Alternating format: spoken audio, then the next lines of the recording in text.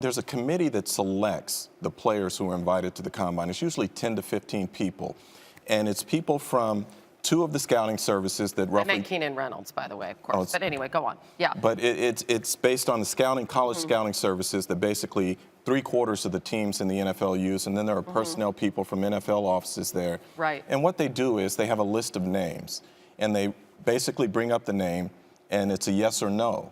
And a player has to get enough votes to be invited to the combine. So it's not like they're pulling names out of a hat. Everett didn't get enough votes. And so clearly they have some reservations about whether or not they think he will be an NFL player. But having said that, the scouting combine will also tell you that 35 to 45 players every year who aren't invited to the combine wind up being drafted. So it's not the end of a road if you don't get invited to the combine. 35 to 45 every year. Right. Jay Coker wasn't invited as well. So certainly Everett Golson is not alone in this regard. Understanding that the combine is being evaluated right now, are there some things that could be looked at that could make this even a better process?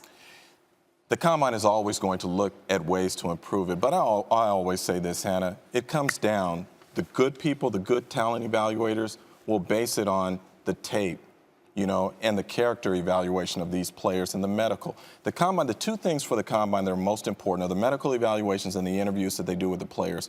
All this other stuff that we're focusing on, it really doesn't mean a whole lot. You can go through the list of 40 times bench press, vertical jump, and you can see names at the top of those boards over the years who never did anything in the NFL. So that doesn't mean anything. I had one personnel person say to me yesterday, some guys play faster with their pads on than they do with them off. Some guys play slower with their pads on than off. So you have to weigh all those sorts of things. So the combine is always looking for ways to improve, but at the end of the day, what's most important from the combine are the medical evaluations and the player interviews.